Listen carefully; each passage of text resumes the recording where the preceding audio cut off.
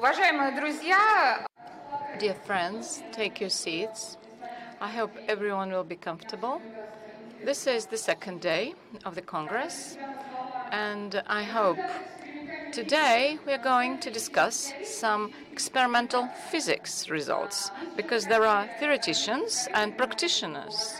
And today we, together with our colleagues, would like to have a look at the results that have been reached within some practical projects, and we would like to identify certain results.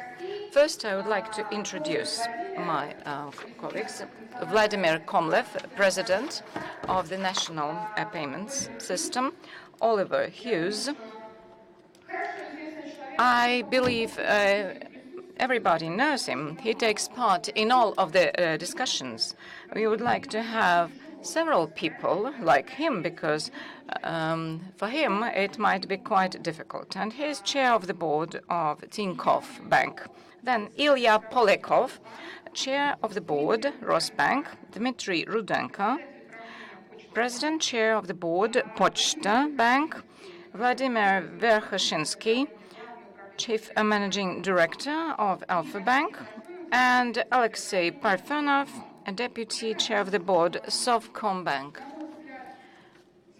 I believe we have a well-balanced panel of speakers and panelists, because we have representatives of different banks with different experience, and it will be extremely interesting to listen to their opinions about the market. First, I would like to show several slides, and then we are going to discuss each of the projects. So within a very short period of time, let's have a look what we managed to achieve. And this is a great victory of everyone sitting in this audience. Russia, in terms of penetration of digital technology, now occupies the third position. Ahead of us, there's only China and India. And if we look at it and ask ourselves, why aren't there developed countries that must be here? I believe that these three countries joined digitalization and development of technology much later. But because we didn't have that historical experience of paychecks and other things that were in those developed countries. So these three countries adapted themselves very quickly, and the population is now using various financial services. At the same time, the regulators do not stay outside these projects, and it is extremely important in financial markets.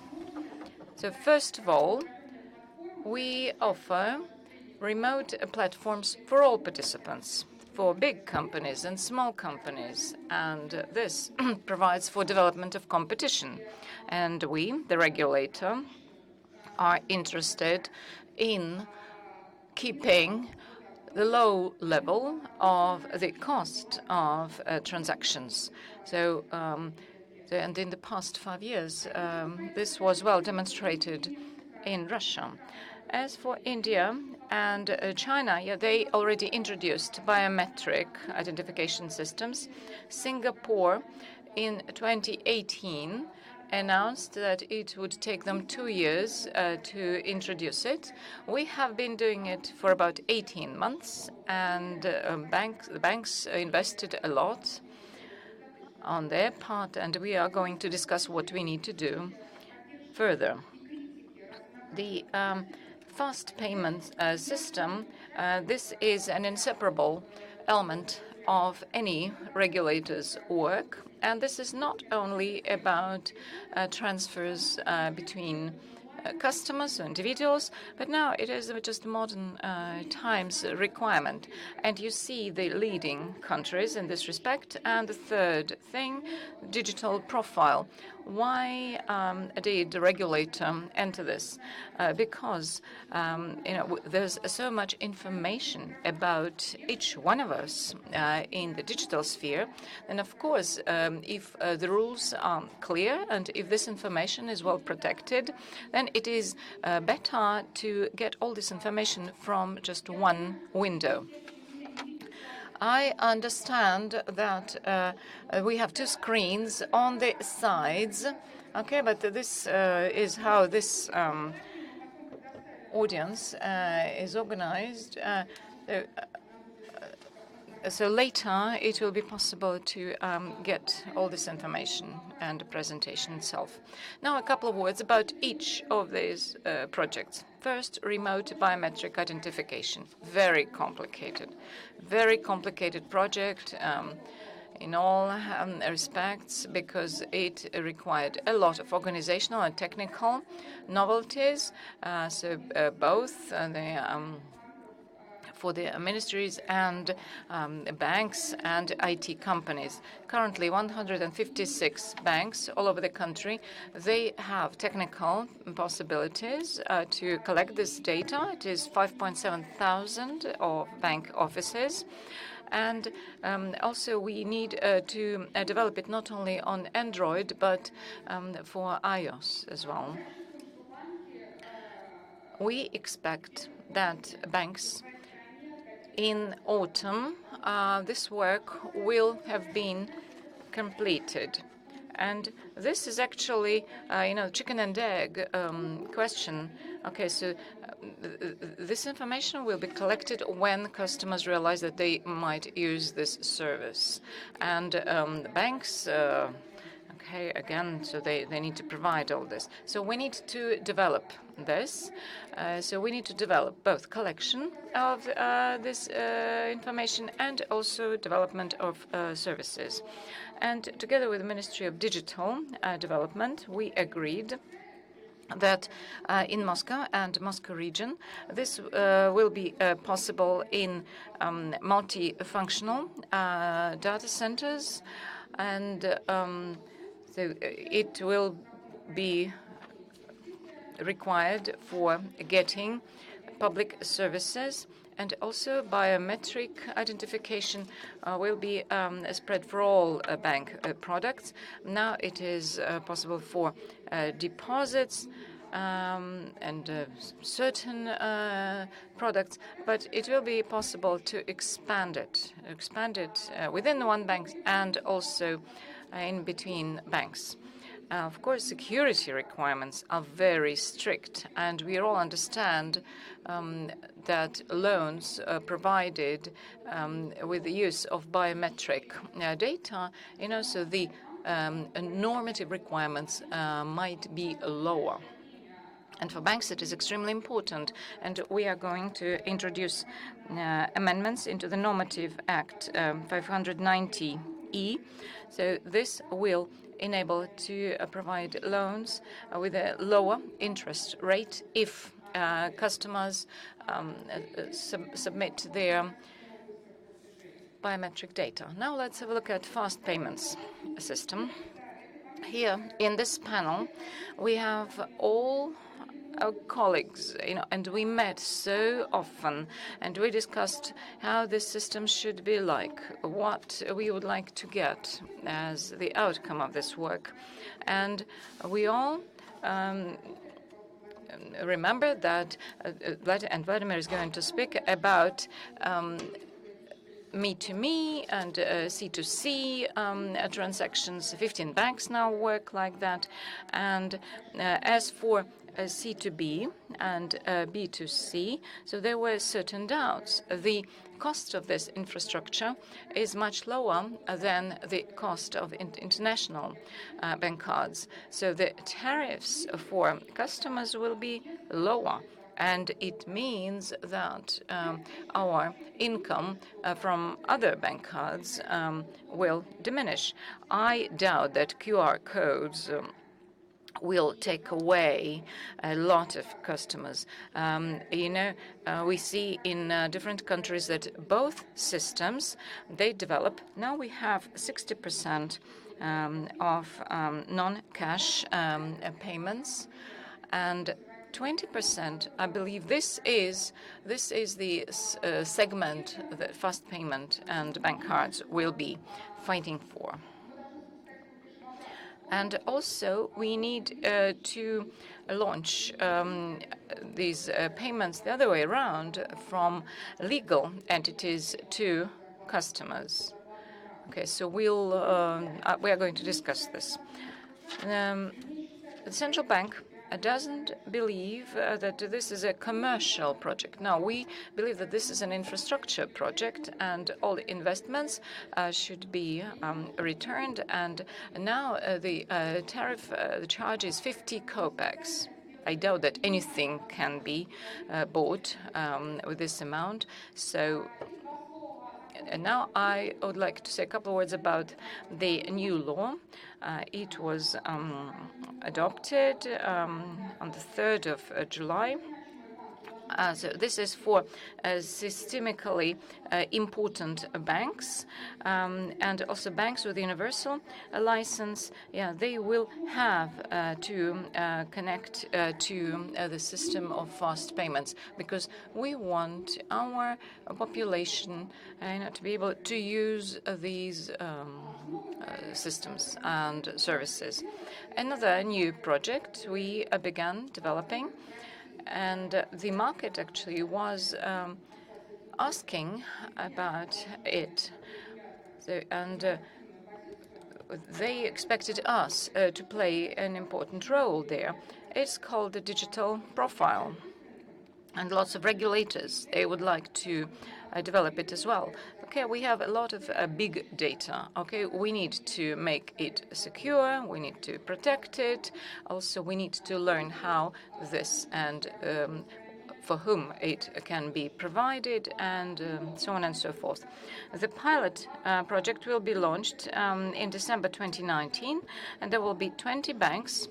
And they already announced their participation, and also there will be 4 insurance companies and 4 public agencies. So this is very briefly about what we are having now.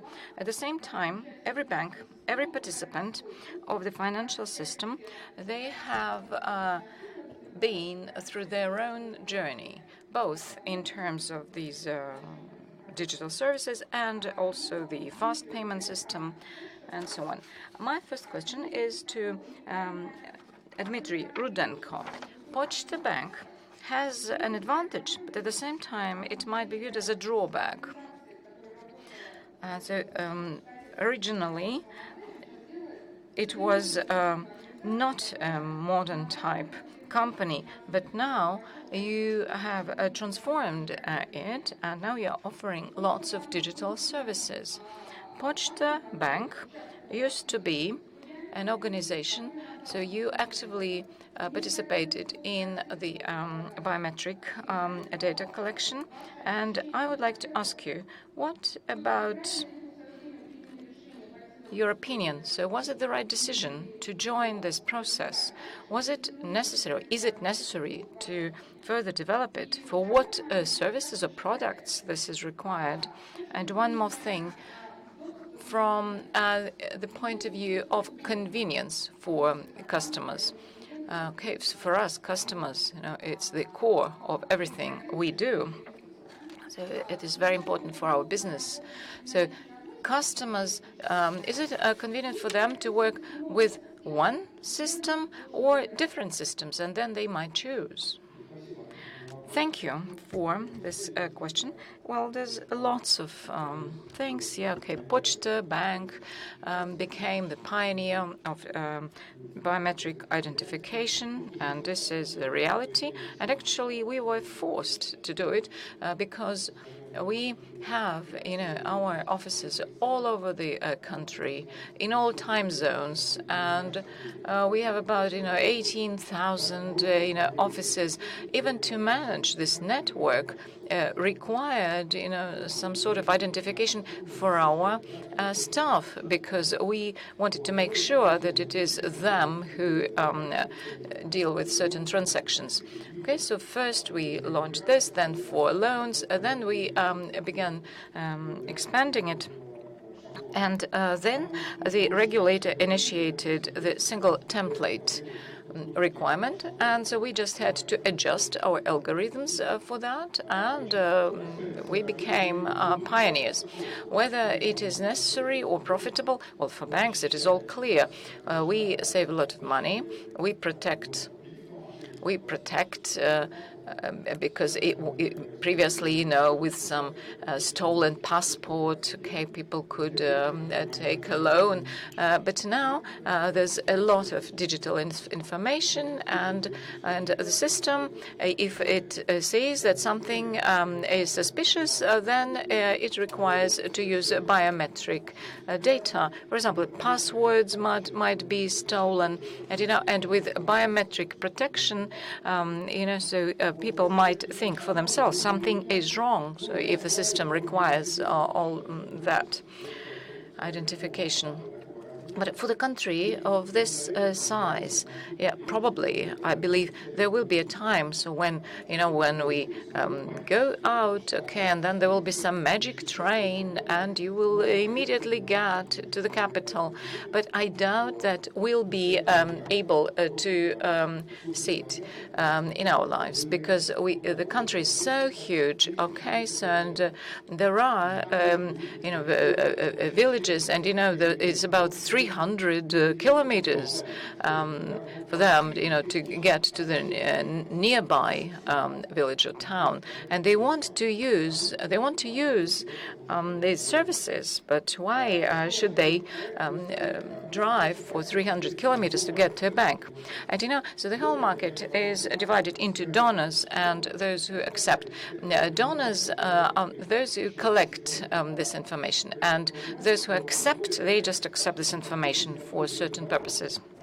Okay, speaking about the fast rail. Let's imagine a fast rail track. Okay, so there's this rail. Okay, so 156 banks, they sell tickets to this train. But the question is, okay, you get on this train, and where can you go? Okay, you get to a town, and who accepts this all information? So now the major task is to connect all the banks to use this information. It's not only a technological problem. No, it is mentality, and it is important for banks to change all this. So it will be not just some electronic identification, but it will be biometric electronic identification. And for that town, to survive, not only banks are needed. You said that multi-functional centers will be using it. Okay, but maybe some virtual services might be provided. I know there's that portal, public services, Gosuslugi. Okay, and 2.5 million people use Poczta Bank services in this respect. So I believe it is extremely important to provide services, and public services should be provided with this. So why should I go to this multifunctional center if my biometric data is there? Why should I visit it? You're using our own words. So it's amazing. This synergy is amazing. So the regulator has been using the same wording for our goals. Right. Actually, what we have been saying, without the state services, the possibility to get the service without the biometric identification is not possible. So the train will be standing fine, and the passengers will be looking out of the window to understand where they are. So this year we are planning to adopt some of the legal acts that entitle us as citizens to getting the state governmental services to use the airport systems, because airport systems are also developing. So how will we comply with each other? can we be recognized if these two systems work together? Also, it applies to the railway transport or public transport or other situations. In terms of extending and expanding the range of the state services, it is quite important. So biometric systems for banks, where else do we need it? Do we need it for our internal processes and procedures? If we're using the kind of standard template and the state and the courts acknowledge it as an official signature, so it should be officially acknowledged. This is a full analogy of a signature. This is a transaction. However, some of the transactions cannot be fulfilled. So, but who said that an operator who looks into the paper passport is more reliable? This is a fraudable thing. It is just not more reliable than the biometric identification, so we shouldn't delude ourselves. So the notary service have this initiation to use biometric templates for providing the notary services. Can I step in terms of using the biometrics? So in Alpha Bank, it was one of the strategic projects that was focusing on the paperless, non-paper customer service. We know that just we need these signatures and papers. So biometrics will enable us within the 2.5 years to depart from the paper-based transactions. So I will sign up with Dmitry saying that 100% of the bank operations can and should be identified and confirmed by biometrics. Or maybe we should do it in a combination. Oliver, you are sitting so quiet in there. Not working or working. You are a unique monopoly institution, unique, that is purely online one. You set an example for the market how you can use the new technologies, make money on it, and be interesting and attractive for your customers. A great number of customers seek to become your clients, though they are clients of some traditional banks. So you don't have physical offices like Alpha Bank or Poczta Bank. You cannot use the physical infrastructure, which is technically it's a challenge. However, you could have done that. So you had to come up with quite a different model on how to create this biometric data. Could you share your experience, what worked out, what not, and what other purposes, external purposes, you're using it for? Thank you for bringing it back on screen. Maybe using it for internal purposes as well. And are you planning to use biometrics for internal purposes? I know that you are developing your in-house biometric system. So where is it, this point where you need to use this biometrics or just other things? Thank you very much, Olga Nikolaevna. I would like to begin by saying the following first. You mentioned some of the doubts relating to certain market players and some of the discussions and disputes, but the disputes give rise to the truth. However, without yourself and your team, this wonderful, powerful infrastructural projects wouldn't have been possible. Right from the outset of my short intervention, I'd like to say that. I'd like to express my heartfelt respect, but for your organizational and bargaining efforts, your drive and your visionary input, these 3, 4 powerful, extremely powerful projects would not have been possible. So thank you heartily for that. Bravo. Thank you. Thank you, my team, as well.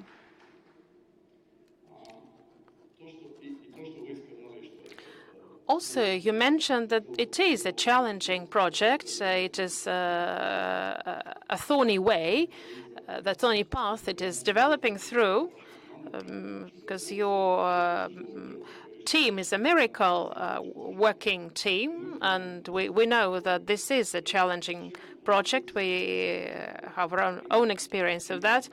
How can Tinkoff be of interest to the market in terms of collecting biometrics? It can be a market shift, a paradigm shift.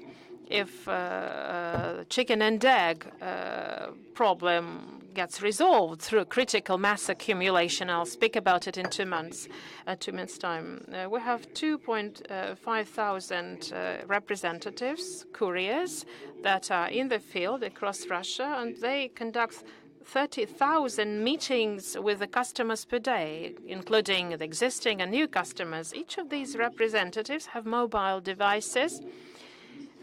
They can register customers in this unified biometric system, and it is a great help to their colleagues who are sitting at their offices. But what if banks would like to outsource this service? Would you be prepared to provide this service for other players, not only for yourself? Yes, we can do that potentially, and we are testing this opportunity. Why not? We are outsourcing our services not only in the logistics field in terms of the representatives, because we are the greatest door-to-door logistic company. We have a distance call center, and we are prepared to provide this service. However, it has to be specifically discussed on a case-by-case basis.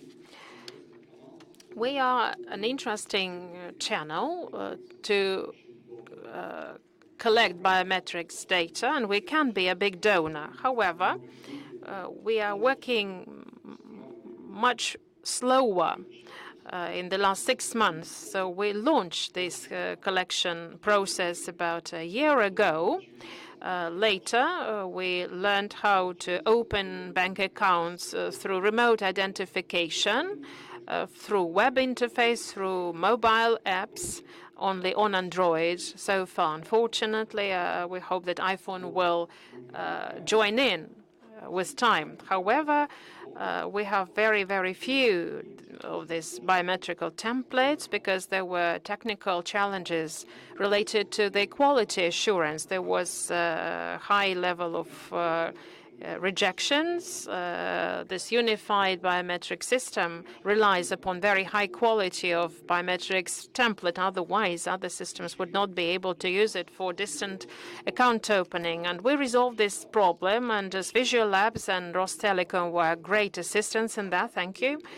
So the library of the control of the quality, there was something that we got, so now we can scale it up. So now we will generate a great inflow of clients, traffic of clients who would do biometrics. However, we need to add 2 more things to that. One is quite self-evident, and it was already mentioned. The other is more disputable, and I hope I will not step on a mine while saying about this. The first one is popularization. Customers, the citizens, do not understand yet why would they need it. Even if they have this opportunity at hand, they don't understand why they should use it. So it is kind of educational effort and popularizational effort that we need to undertake. Also at the level of the central bank, at the level of the government, so that they could raise awareness of it. It should be given an impact for further development. The second, less self-evident and maybe even disputable thing is the following. So all the major banks in the system, the players, they have their own photograph systems, image systems, and as the voice sample systems. 5 million photos and 5 million voice samples is Tinkoff's bank.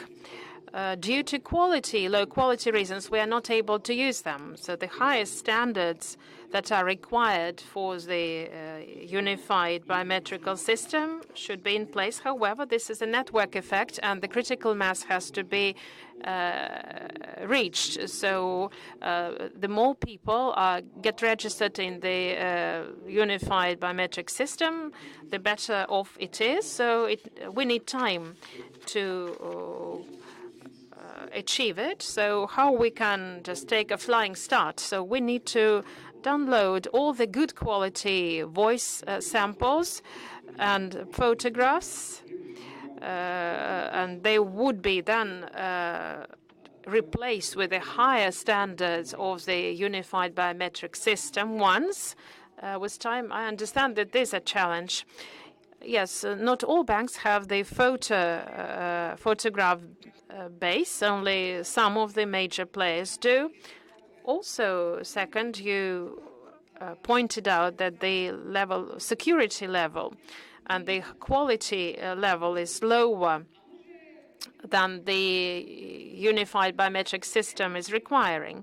So it is not just a formal requirement. We as citizens have to be sure that our personal data would not be leaked or used in a suspicious scheme. So they're worthy of being implemented, these high standards. The question is how we can fine-tune and finalize them to let the system go. So this is not a technical issue. This is a question of risks, which we are either ready to accept or not. And just we're going to have a financial fintech session, and we're going to bring together the major regulators and discuss it. And we need to understand which of the samples can be downloaded there with the minimal risk at least, and which will have to be done over, because we're not prepared to run any reputational risks and let our customers down. Another thing, so the fast payment system one. Some time ago, you used to work for a big international payment system. You're an expert on just plastic cards, on technology. You're a professional banker. So when we launched the fast payment systems, sometimes people say that fast payments will kill the acquiring and payment cards. So basing on your international experience, working for the UK, Sweden, where these systems are in place and well developed, should the players be afraid of this cannibalization, or this is an exaggerated danger? Thank you for this question. It is very difficult to predict. I would like to believe that it's going to be an addition to what we'll have. So you spoke about the 60% of non-bank payments. We're targeting an 80%, and we're fully signed up under this, and we're working hard to achieve it.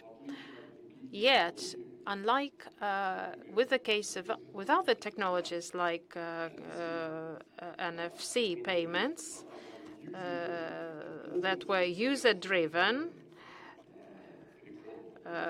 so this transition was user-driven. Here it is user-driven to a lesser extent. It is merchant-driven. And I think it's my major apprehension. And many people might disagree with me. I hope that you are right. Oh, well, yes, we'll ask the same question of other panelists as well. I don't think that it's going to be user-driven in Russia. Because in Russia, we have the largest NFC market in the world. So the mobile payments, the number NFC mobile payments, in terms of the number of transactions, surprisingly, it is the greatest market in the world. It is an advanced, very technologically advanced market. Hence, the users do not need this transition to the QR code, because the QR code, in terms of the user experience, is not as successful and handy. I agree. I'm agree with it, but there might be other commercial options. Time will show. Yes, time will show, and this is just this very specific case where we can only discuss it when it's happening in front of our eyes. And we will see how different players adapt and respond to such projects. Vladimir, Oliver mentioned that there are people who are very much submerged to plastic option, and you are one of the super experts in this field. The person who created and developed this option in this country, you know the technicalities, the ropes better than anybody else. And just you're also making this fast payment system project in conjunction with us. What do you feel? Do you have to fork? Do you have to unite? So it's the case of one business inside the company being overtaken by another, or you think is that two instruments that are going to develop further in parallel? Thank you very much for this interesting question, and thank you, Oliver. We were discussing things with him in terms of where the market, what direction the market will move in, who is doing right to a bigger extent, who is not. But the time and market will show this. We all have our own understanding of it. We are developing the system of fast payments, being the technical provider. Unlike with the credit card, plastic card, where we're also just an operator. The operator of the payment system here is the Bank of Russia, and just we are operational technical support center. We cannot be disconnected from the products that we are creating. However, I would like to offer more of a view of a technical provider rather than an operator's viewpoint. The way the technology is developing shows that today's Russian residents using his face-to-face credit cards on a daily basis faces no problems whatsoever. ECU, XCX, so everything is very cool, very handy, and it's a great habit has been built to how the cards can be used, and people have been doing it not years but decades already, and just this mobile or just NFC payments are the ones this country is leading in, and this is a well-established entrenched habits which cannot be overtaken. This is what we need to take into account while building this P2P and other this system. It should be handy interbank transactions, which would be cheap and convenient to use, and the central bank responded to this need together with us. So now we're moving on to the next stage, which is C2B payments. And we understand that in order to change the client's habit, the habit of the physical person, you can easily do that where the physical person faces problems. Now we're trying to understand where these problems lie, but it's not transport using or just very fast payments cases. So the internet preserves these payment stories, histories, and when the person does not have cash in the in a store and just he needs to pay just a very, very long payment list. So just we need to increase the convenience with the government interaction, tax paying, and others. So there's such a great diversity of different uses, and everywhere where people have to pay cash now. So that is why we try to develop these new user stories and experiences, and it will be a much more convenient customer experience. Okay, so everything online. Okay, so some instant invoices here where it is absolutely safe. Okay, so and there's a link, and then through your mobile application, just in one click you can pay for a product, and it is extremely important for everyone, for tax authority and for customers, so we can improve customer experience. I don't believe that when it is getting less convenient. No, and so usually, customer experience is the main thing, and we can manage it only when it is better for the customer itself. Otherwise, it will be a short-term story. Okay, so we might lose certain points in this customer experience, and we cannot afford it. The new scenarios, whether it is a QR code, and sometimes it is easier to read it off the mobile phone rather than to pay cash. Also all these scenarios, we develop them, and we provide the technological support, but there are 2 points we are concerned about. So first of all, it is an absolute security because we are entering this terra incognita of these cyber threats and social engineering systems. And the second thing, it is this improvement of customer experience when they make these payments.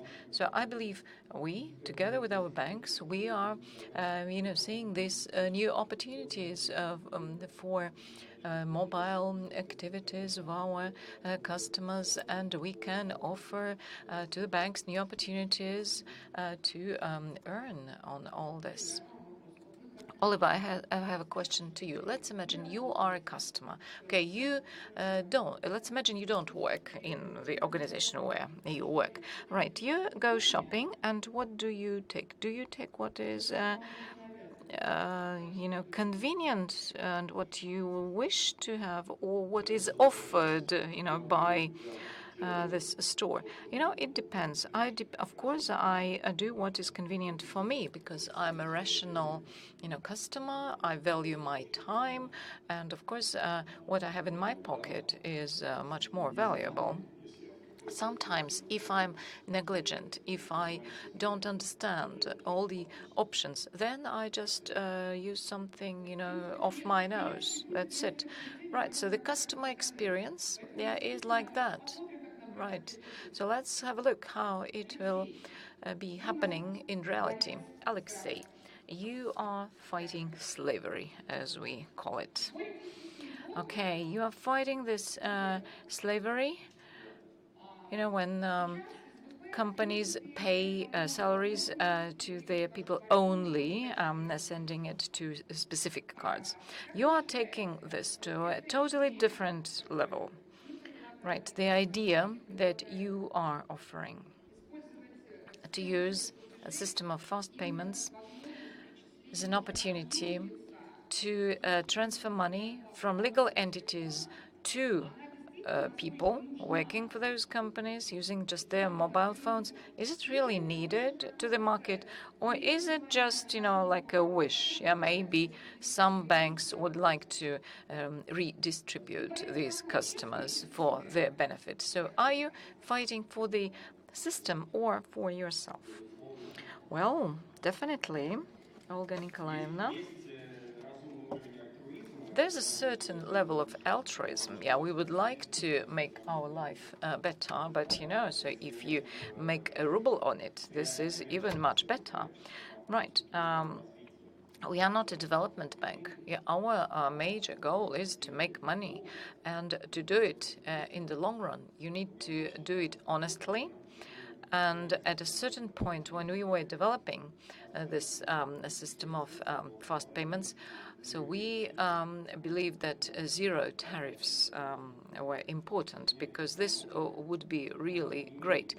Sovcombank is grateful to the central bank as well because this situation, and this great competition, so without the central bank, we cannot do it. And without your team, it would be impossible. So first, we need to think, of course, about development of infrastructure and then how we are going to use it. So that is why everything related to this slavery, these wages payment slavery, it is just one of the things. And now it is discussed how this fast payment system can be used for this. This is a complicated issue, and I'm speaking about accounting systems of big corporations and companies. They say that it is very hard to deal with all the requests of their staff, and actually they're so overloaded with this work. So of course they do whatever to prevent people from coming to them with certain requests. So okay, there's a challenge of security. So because the simpler the instrument, the more doubts there are that it is well protected. Yeah, there's a phobia. So people believe that they won't be protected and so on and so forth. And there are two more things needed for solving this issue and how this slavery can be eliminated. And we began this discussion at a parliamentary hearing right after the new year. We are working in a situation when not everyone is aware of their rights. Although all people do have a right, and it is in the labor code, and there are no. So now this communication between the employer and employees, so it is all regulated. That is why in June, the committee headed by Mr. Krasheninnikov, so they launched this campaign on amending the labor code. And at the level of the Ministry of Labor, and together with efforts of Maxim Topilin, so we cannot do it without them, right? So we need support, right? And now we have a special institution, a new institution of legally significant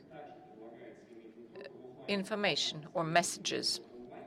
So, and it will be possible to send such messages via email or as a text message, and this will improve this communication between the employer and the employee. So employees now will be able to inform the employer where to send their salary. And we can inform these people offline or online. So there is this possibility. In May, the Kommersant publication published results of a survey on whether this problem is relevant. Because big banks, they say, no, it is not a problem. Alpha Bank, Tinkoff Bank, they believe that it is a problem for people. And statistics demonstrate that 39% of the people, they face this problem. So when they try to move to another bank, so they have problems with their employers, and they lose all their, loyalty programs and so on. And in many cases, they were never offered an alternative for that. So lots of people, they don't realize that their money can be sent to any card of their wish. So this system of fast payments, it is the first step to resolve this problem. Right. And we all understand how this is done. We are all, participants. We are all paid. So usually banks, provide a certain service to a company. Okay, and it's a whole package, and there can be, favorable conditions and so on. Fast payment system, when I myself can send, this money, for example, me to me, so I can do it like that. Yeah. So if I want to transfer this money, I can do it. And beginning of January, we see immediately how people move their money. Okay, on the day of all those payments, we see that, okay, so people transfer money to 3 other banks because for certain products, the conditions there are better. Is it necessary to add an additional thing to do it, the other way around? When a legal entity will be sending this money just using the phone number. If a person, and this phone number, it doesn't even show which bank will it be. Do you think that there's demand for that? Yes, I'm absolutely sure that yes. Any primary distribution of funds, and in UK, for example, you just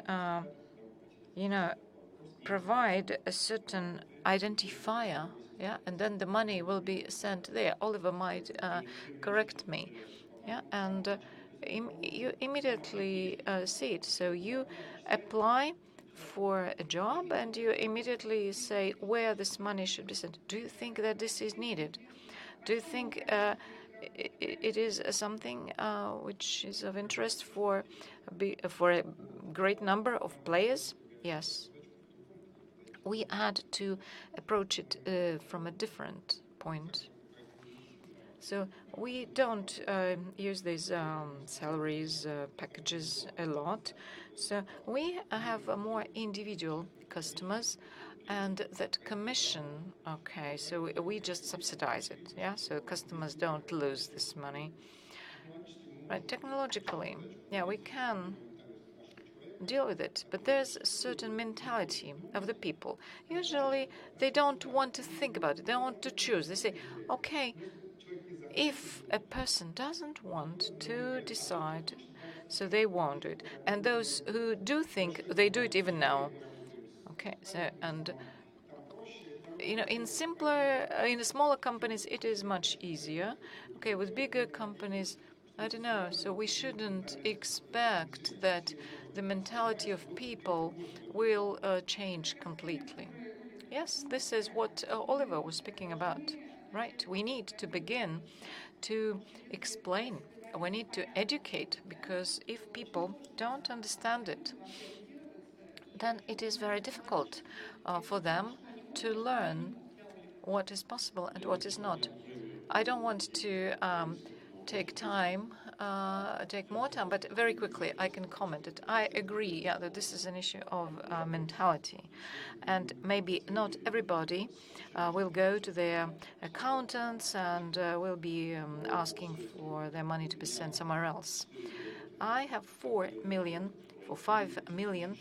customers. They have their current accounts, and without even single, salary or wages, package.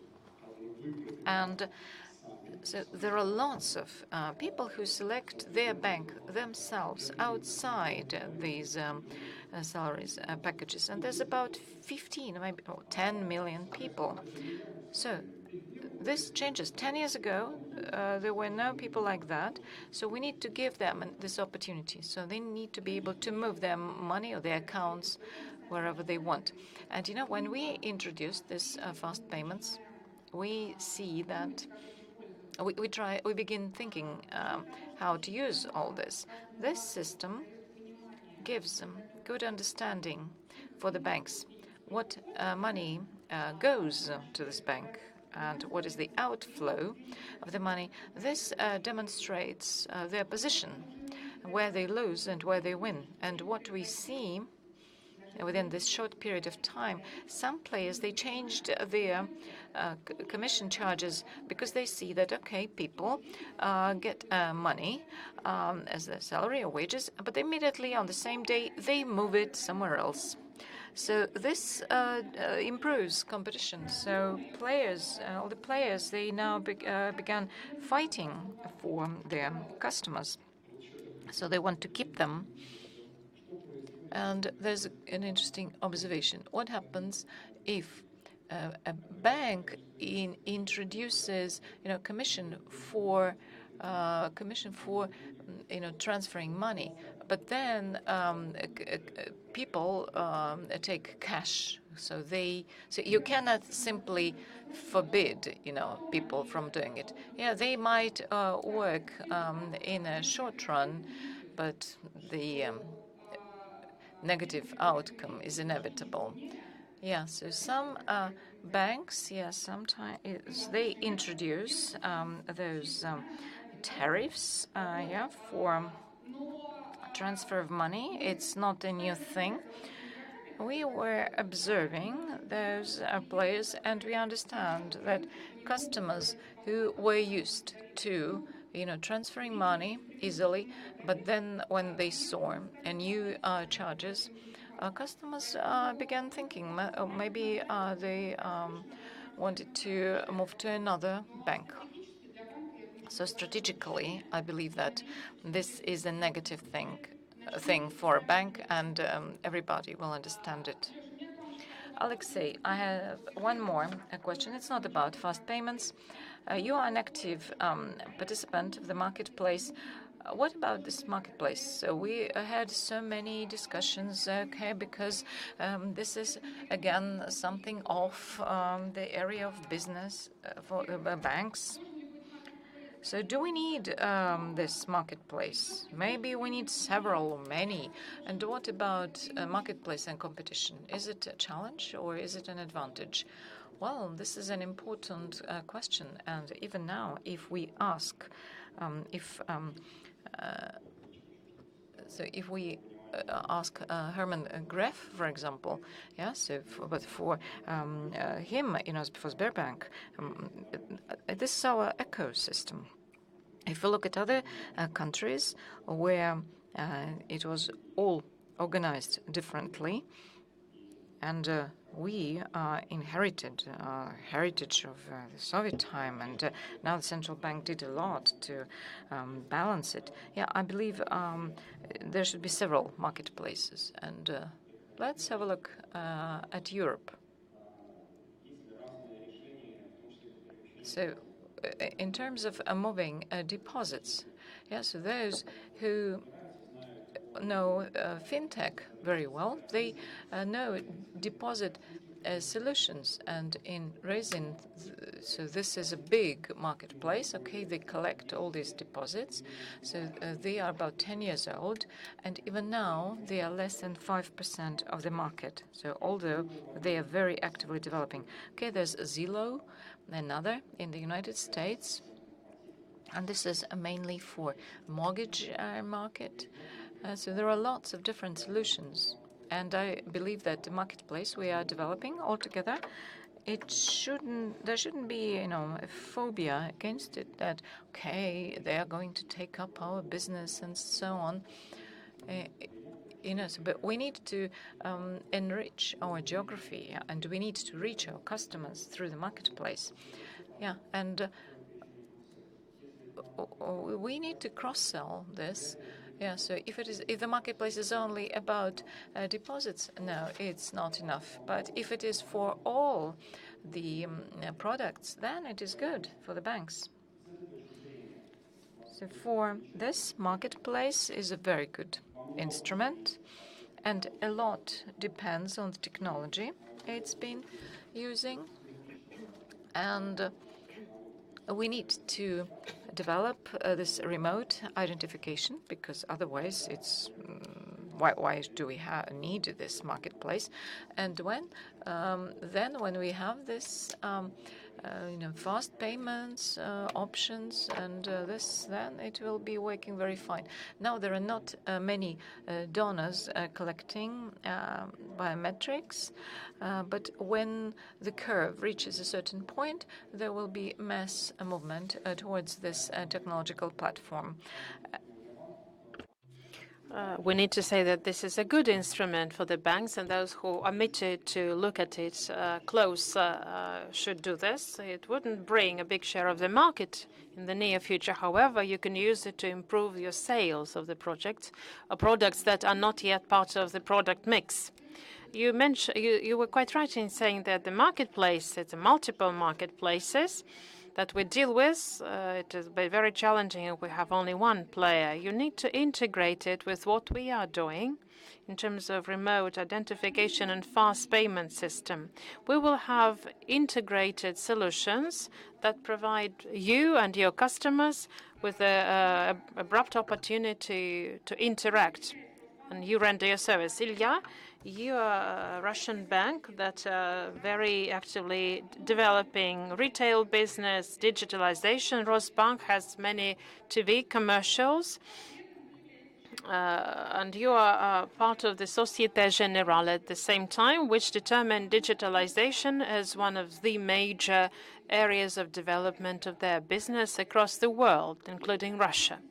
Is there any synergy effect between what the group is doing in Europe, at least?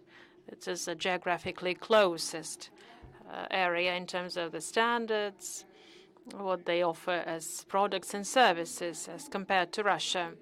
From the point of view of the group, what is this synergy and where it is?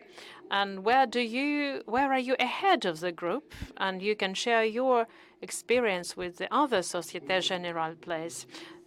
Thank you, Olga. Hello, everyone. As Olga said, the Société Générale is a big player on the market of the digital services. For your information, in 2018, Société Générale was nominated as the most digital public institutions.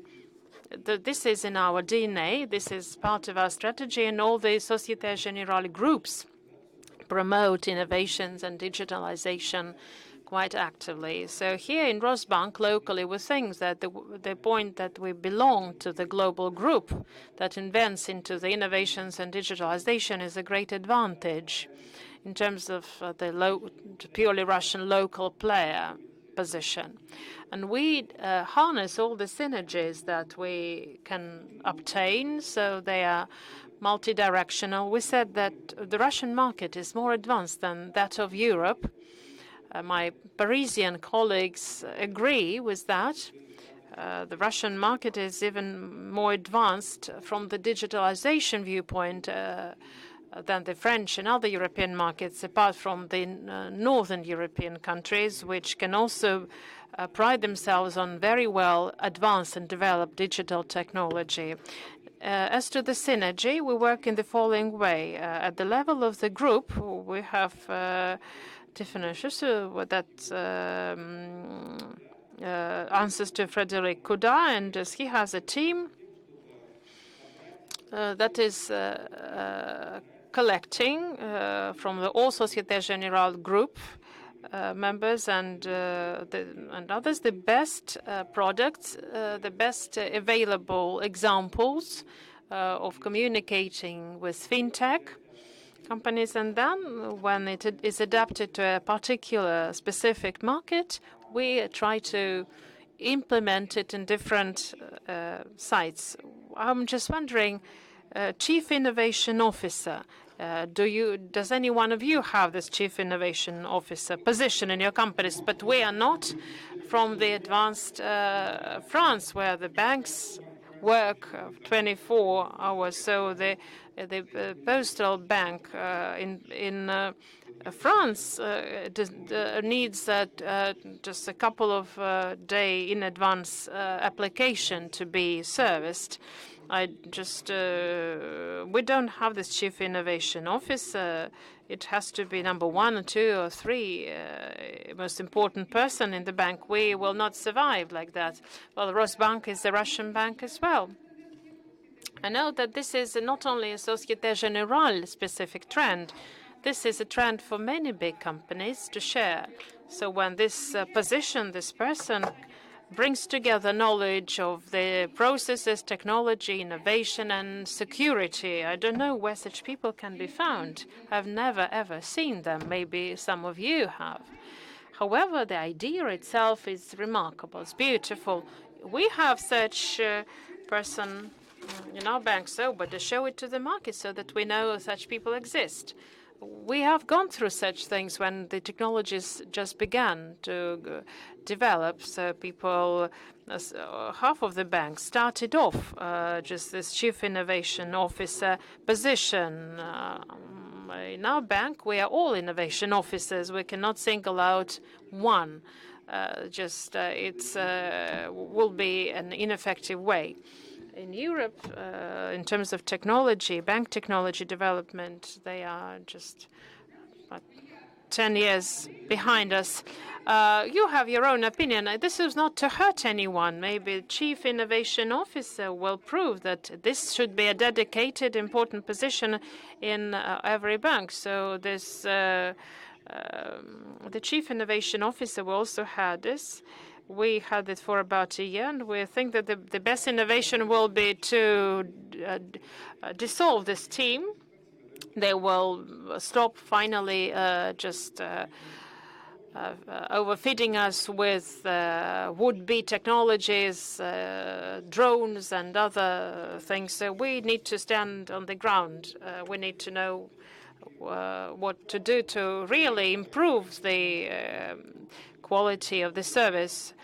So also it's a matter of size. In France, it's a bigger scale, but we need to then ask our major banks. Chief Innovation Officer was perceived with a kind of suspicion and apprehension.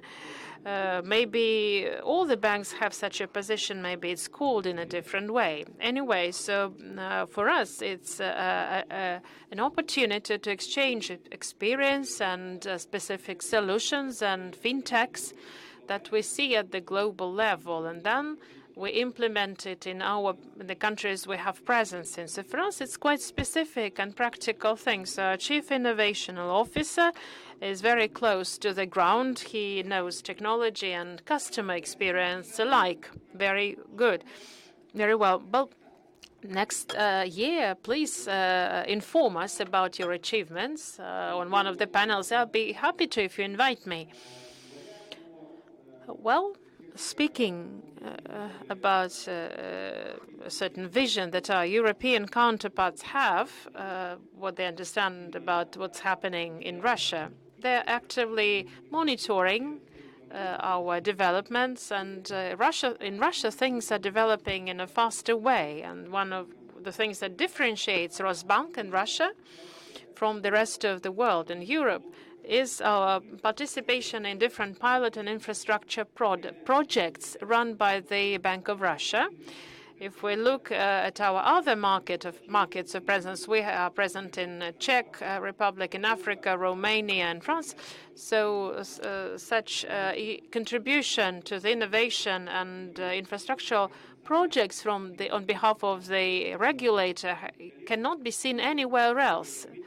Apart from Russia. Rosbank is also a very active member of all these initiatives. We were one of the first banks to have introduced the unified biometric system.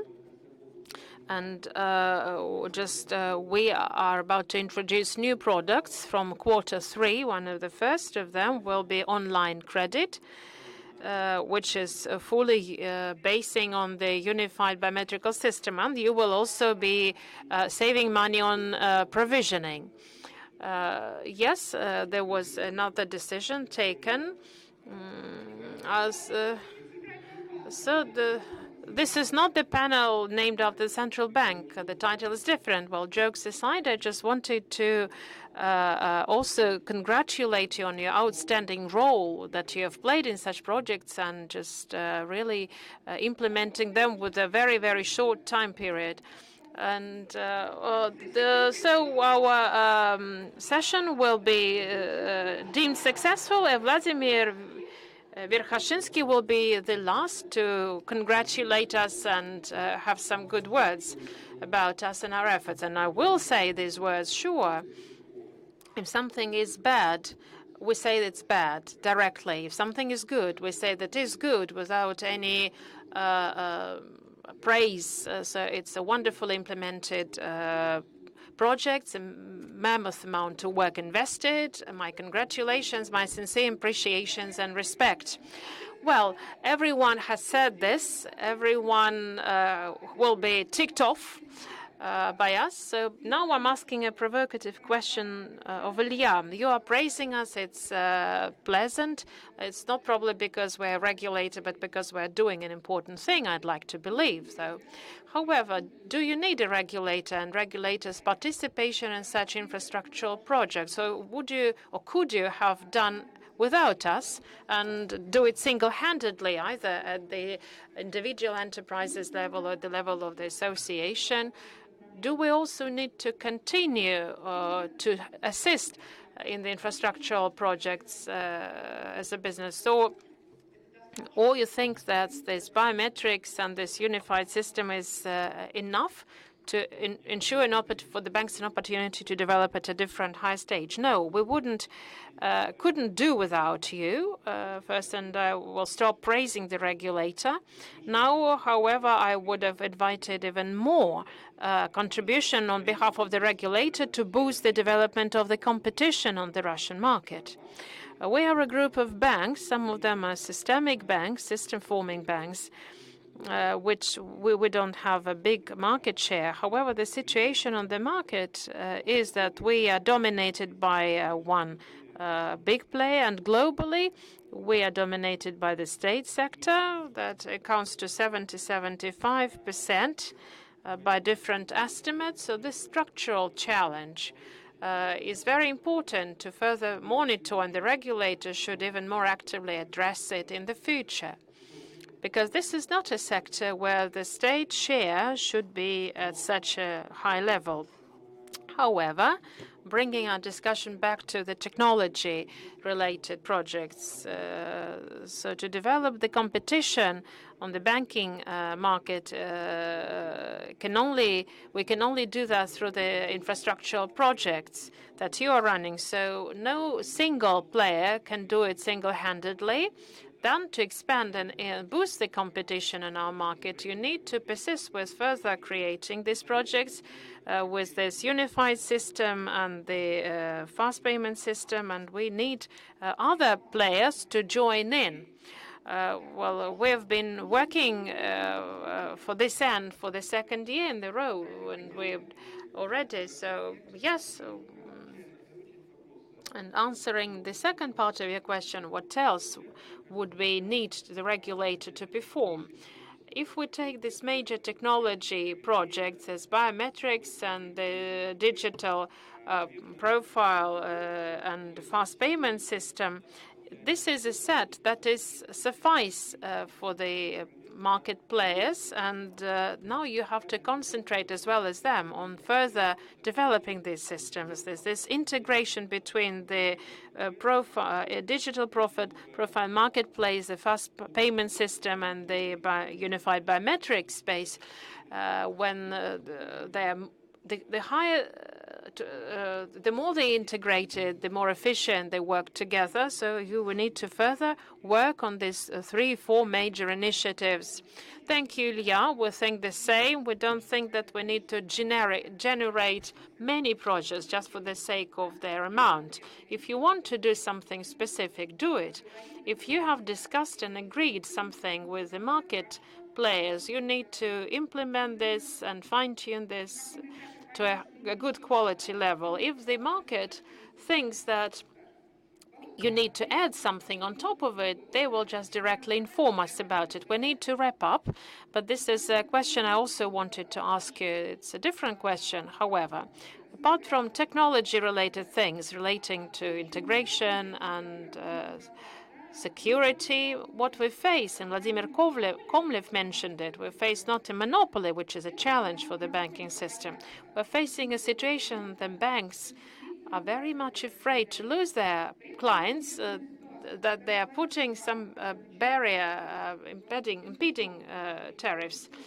And they're, of course, interested in getting the long-term loyalty on behalf of their clients. Sometimes they neglect the KPIs that the retail deputies are setting. So the KPIs are very simple. You need to make this kind of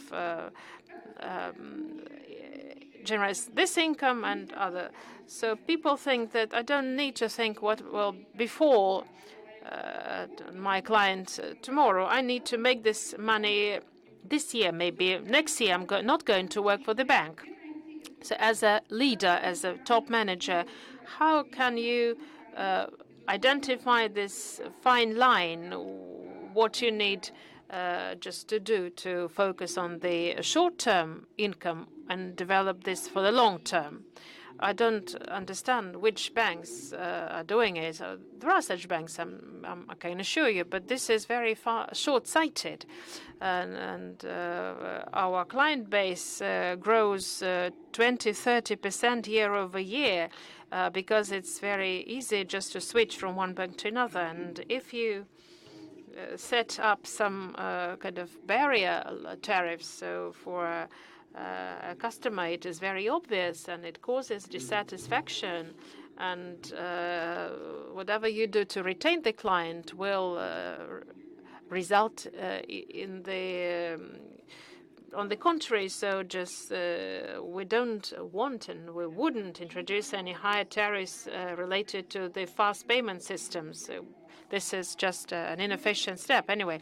So we're thinking about licensing technological companies that are providing financial services. We as a regulator are concerned about the quality and security level of the services to the residents. Do you think we can compete with the fintech companies in Russia if we acknowledge them as marketplace and license them? Or this is not the way we should go by, because we have very well developed financial players and the market is so saturated there is no empty niches for such companies to take. I communicated with one very well-known foreign journalist recently. It was on his visit during his visit to Russia, and he was asking about our activities. And after one of my answers, he said, "You are not a bank, you're a fintech." All the big successful banks, 5–10 banks, major banks in Russia that can be qualified, that can qualify as fintech by a number of standards. There is not a service that we cannot copy and provide very promptly basing on our platform. So this regulation happens itself. So ITs are looking for partnerships with banks and vice versa. We have digitalized our mortgage process. So this is one startup technology company and a big internet holding. Do we need to license it? No, they don't. They have good incomes. Do we need to do it ourselves? No. We invited and attracted technology partners to achieve it. I wouldn't multiply these partnerships. So we need to persist with infrastructural projects and sustain the technology level at a high, quite high. So you are doing it, and thank you for that.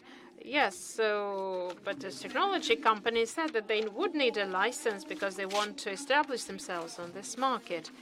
However, the level of the technology in the banks is really very high. So these fintech companies will find it difficult to compete. Yes, especially if you'd use industrial regulation to the banks, the same. So just the fintech company might want to do lending without having provisions. Right, it all depends on the activities of the companies. The e-wallets, they were developed by financial companies, by fintech companies. Okay, and it was so, convenient at first, but you know what it ended with. Yeah, it's all clear what they are doing.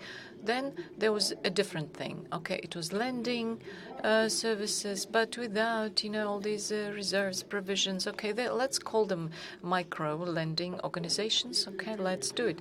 Yeah. So if you regulate different activities, yeah, that's good, right? So if they want to do it, okay, then they need provisions and so on. I don't want to disappoint you, but technological players, they are already in the banking sphere.